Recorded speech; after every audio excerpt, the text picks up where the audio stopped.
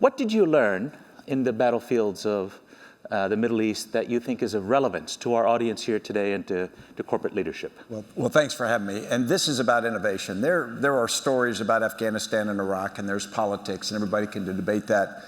But behind that story is something that, to me, was very fascinating. And that is, when we went into Iraq in the spring of 2003, the reality was the U.S. military, the coalition, is still a 20th century entity in structure, culture, mindset. Even the part that I'm leading, which is the Joint Special Operations Command, which is our counter-terrorist forces, very effective, great storied past, but still a 20th century entity. And we got inside Iraq, and for the first months, it was what it was. And in the fall of 2003, with the rise of an organization that became known as Al-Qaeda in Iraq, what we ran into was a 21st century organization. It was the first one we'd ever seen in the terrorist and insurgent worlds. And what had happened was a Jordanian young man who gave himself a kunya, or nickname, of Abu Musab al-Zarqawi. He created an organization that, in fact, while it was a terrorist organization, it didn't behave like a traditional terrorist organization with a hierarchical pyramidal structure and tight discipline and very precise actions, but very ponderous because of the need to remain that way. What it was this network. It was a network of associations that operated with stunning speed, constantly adapted, learned across the battlefield, and you'd see adaptations on an hourly or daily basis, and leveraged information. And when we first looked at it, we said, well, that's impossible. Nobody's ever done this before with a terrorist organization. And he also leveraged Sunni discontent with a popular insurgency, so we had something at scale that behaved differently than anything we'd ever seen. Now, the force I've got has Delta Force, SEAL Team 6, the Rangers in it, extraordinary collection of specially selected people, exquisitely trained, lavishly resourced. And we'd always been, through the history of my career, really effective at going after and destroying enemy organizations by finding those critical nodes, key leaders, and attacking them. And suddenly we run into this amorphous network that looks like it shouldn't have much power, shouldn't have much ability to be focused on common problems, and yet they did, sort of inexplicably. So the big transformation of my career, in my mind, the big story that fascinates me from those efforts was, what did we do about that? Because if I asked you to do a word association, I said innovation, almost nobody here would respond with United States Army. and I'm a product of that. I joined the Army at age 17. I'm 50 plus years old at this point. And very rarely does a senior leader find himself in a position where those things that they learned in doctrine and habit and been reinforced suddenly all have to be overturned and changed in the middle of a fight. And I'm just representative. My force is essentially my DNA as well. So what did you do that worked? Well, the first thing we did was realize that what we were doing wasn't working. So we started with the common adaptation of just do more harder. When I took over the force, we're doing about 4 raids a month or 1 a week. I'm approving all of them. They're wonderfully, elegantly precise operations, but we're losing the war. So we did what we do better. We just worked harder, we pushed harder, we did everything we could, and we got up to about 18 raids a month, or every other night we're hitting enemy leadership. And the theory was, if we just do that harder, we'll win, but we're falling further and further behind this entity. Right. And so we changed the way we operate. We used to put information up through the verticals, go to the top level. I approved every operation because they're so important, and I'm such a smart guy, I got to do that. And so we changed all of that, and we went from a daily meeting of about 25 senior leaders back at our rear headquarters at Fort Bragg and 25 Fort outside of Baghdad, where I was. And we're at 76 different little bases around the region, so it's a dispersed problem. We changed it from that, 50 people for 30 minutes a day, to everybody. We connected everyone in the organization by video. And so you had a video conference. That's right. For thousands of people. 7,500 people every day for 90 minutes, the entire organization. And so what happens is everybody came in and we achieved what we call shared consciousness. Everybody knew the situation, what we're trying to do, what we should be doing, and what we could do. And what it really did, besides just empowering people with the bigger contextual understanding, it empowered execution at a much lower level. Within 2 years, instead of doing 18 raids a month or every other night, we're doing 10 raids every night, 300 a month, and I'm approving none of them. And suddenly, by pushing things down, the ability to innovate is pushed down to people closer to the point of action who know what to do. Right, so that really gets to lessons about where the level of control is, about communication, about breaking down silos, and about a style of leadership, perhaps, if we can make the transition to corporate leadership.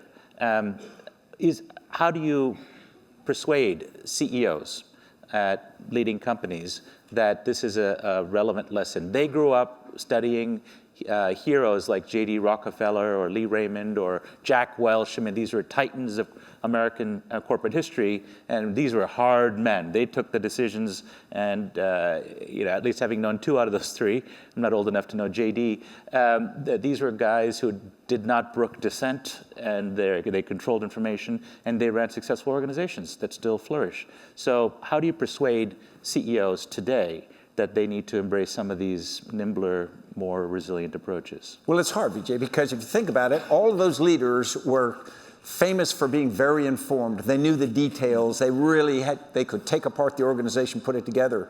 And now suddenly we're in an era when information technology allows you to do even more. I could sit in my command center, and we were operating across the entire region, and we had about 12 screens, flat panel screens. I could watch every operation as it was conducted, and I could reach through and listen to the radio communications on the ground between every soldier in my force all the time. I could talk to them if I wanted to, but I never did. And so suddenly, for a person who wants to micromanage, this is manna from heaven. You finally can see and touch everything, and if you're as good a leader as J.D. Rockefeller was, or you think you should be, and you feel responsible, then what you do is you try to do that. But it's an absolute fool's errand. It's the opposite of what we found out you have to do. Just when you now have the ability to micromanage, for God's sakes, don't do it, because things are going way too fast and they're too interconnected. So what we did was we used that same technology and turned the concept on its head, pushed the information down so that they become essentially strategic leaders and can execute effectively. Now, to get senior leaders to do that is hard today because nobody ever gets fired for doing something that's on the checklist of success. Right. Nobody gets fired for hiring a company that's always, consultants that have always done well for them. If you do what happened and worked before, it's hard to be criticized. But if you let go of all that and try it out, then people can go, that was a brain dead idea. And so getting them to do it, we find incremental. First, you have to convince them that the status quo is no longer supportable. Right. It will guarantee failure. You got to create that consensus, starting with the leader, and then across the organization, and then show them how it can work. Now, you touched on something in passing that is hard for companies to handle, and that is failure. Yeah. Traditional organizations. Startups fail, try again. It's part of the culture of entrepreneurship. But established companies with profitable businesses, but that are facing disruptive threats or challenging environments, often find it difficult to take risks. How do you, advise leaders, and how did you handle it yourself, if you're pushing down authority to make decisions to people at lower levels, if and when they fail? Because if you try lots of things, you will probably fail at lots of things and succeed wildly at others. How do you manage an organization geared for mediocrity and success, let's say, to have the outliers of failure and spectacular success? Yeah, risk-taking is really hard to get inside an organization. When I took over JSOC, there was a great aversion to risk. Not an aversion to physical risk. They actually had the hearts of lions. It was aversion to failing at a mission because they didn't want to go on a raid and not get the person they need or be successful. And so as a consequence, there was a tendency to want additional assets, want a lot more intelligence, take more time to rehearse more. And the problem is you can't win that way because it's too slow. Yeah. And so what we had to do inside the organization was say, if you do an operation and it fails, that's not a failure. If you do reconnaissance to find out where the enemy is and you go there and they're not there, that's not a failure. You found out where they're not. And so we had to, because we had this big video teleconference, everything is transparent. People are naturally averse to coming up and say, sir, we did 3 operations last night, we were 0 for 3.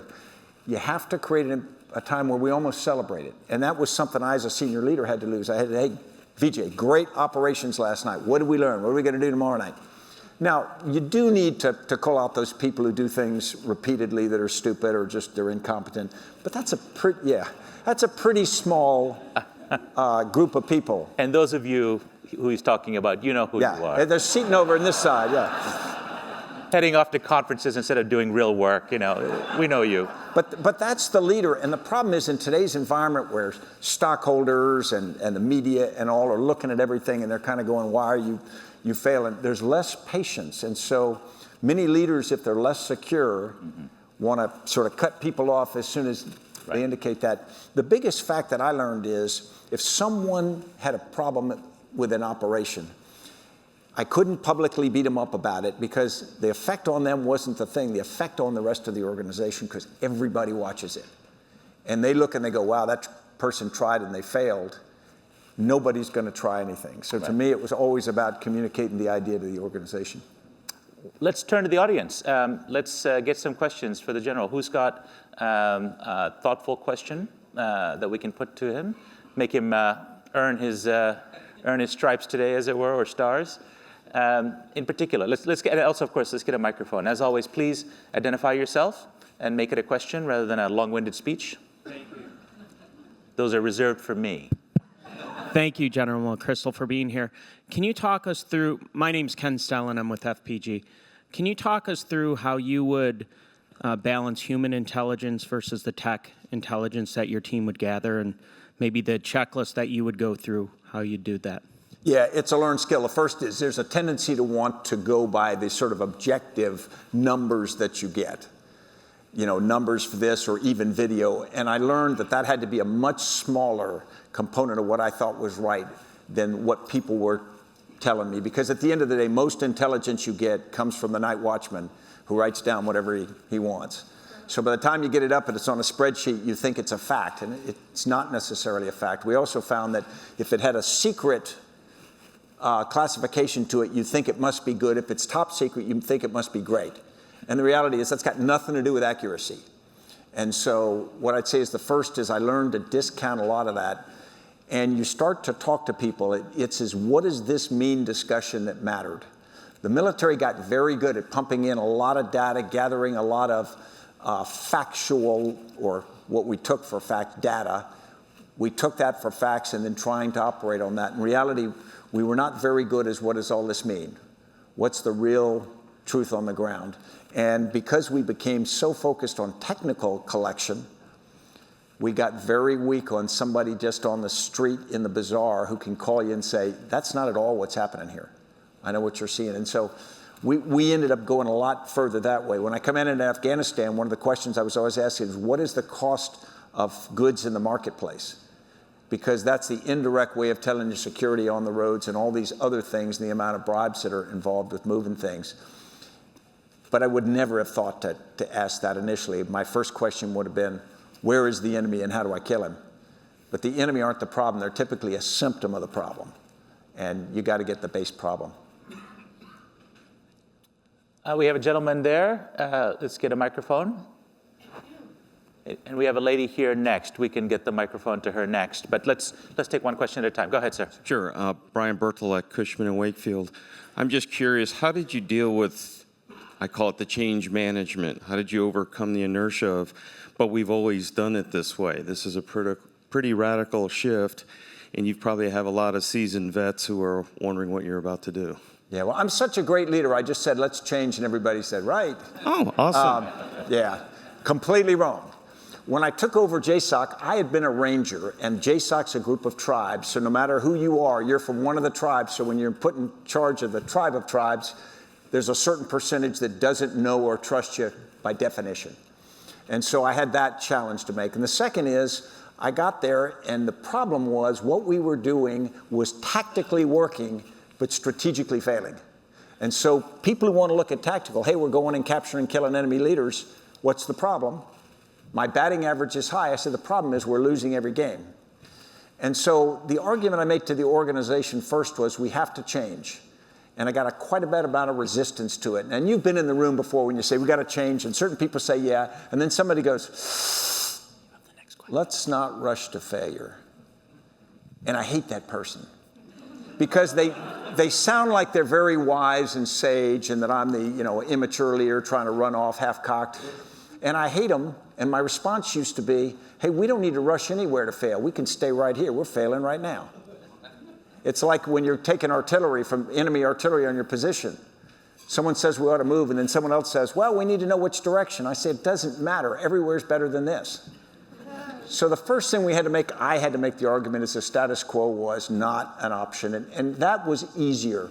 Then the next thing is when you're a leader and you want to change an organization, people say, let's not change till we have a detailed roadmap of where we're going. Tell me where we're going to get to. Tell me how we're going to get there so we don't make any missteps.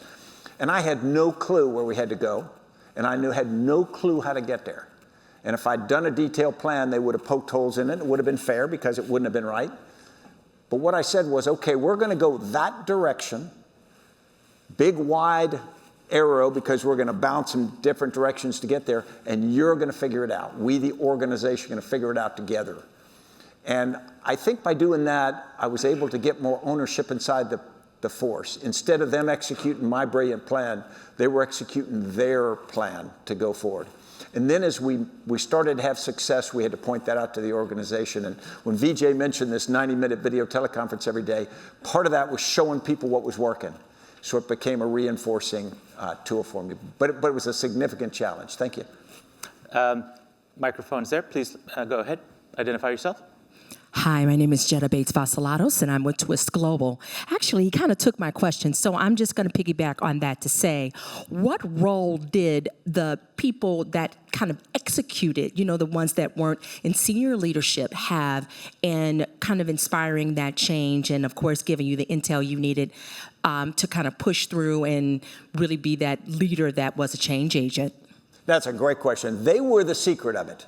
You can start at the top and you can say all slogan-like things, and the people in the middle have the most to lose. So the people in the middle were the most averse to change because they thought they were going to lose power, they thought they were going to lose influence, they thought the risk was to them. The people down low are just trying to get it done. They want to win. And so what I found was, as we pumped more information down to the lowest level and we gave them the authority to make decisions, they took ownership. But then also they were a great reinforcing thing back, and they constantly reporting, this is what's working, this is what we need to do, this is great. And some of the people in the middle who were less interested initially, less enthusiastic for change, they got pressure from below. They could sort of withstand pressure from me, but you can't withstand pressure from the people who you rely on from below. And so I found that they became the key thing, and spent an awful lot of effort to try to make sure people at the furthest point from me geographically and through the spans of the organization or layers in the organization felt that buy-in. I went one day to London to their equivalent of the NSA, and I ran into a young female analyst, and she said, sir, last night we killed XX leader in Afghanistan. And her eyes were just glowing, which was a little disturbing, but the thing about it was she was as much a part of that operation as though she'd been on the ground next to the commandos who went on the operation, because we'd connected everybody. And so emotionally, mentally, she wasn't just doing a task and throwing it down to people. She was part of it.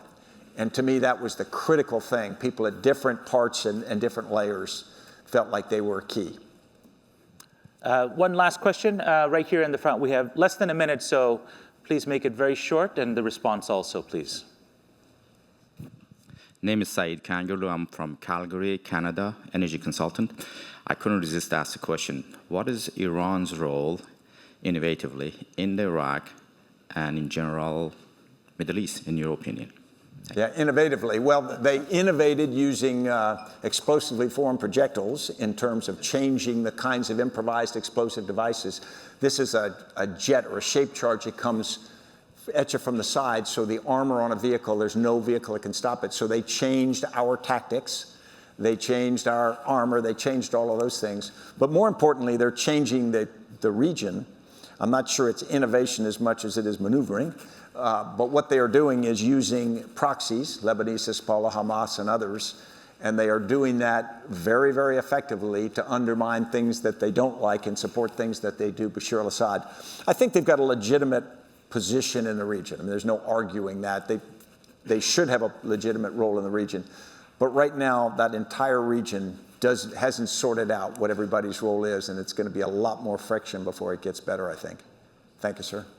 I think you can take back to your corporate offices the question of what is your enemy good doing, or your competitor, to launch projectiles from unexpected directions using unknown proxies. And I think that might be a description of the competitive landscape in the disruptive economy. I think you'll all agree with me that General McChrystal is truly a forward-looking man who's brought some experience from the battlefield, the very model of a modern Army general. We thank you, sir. Please give him a round of applause.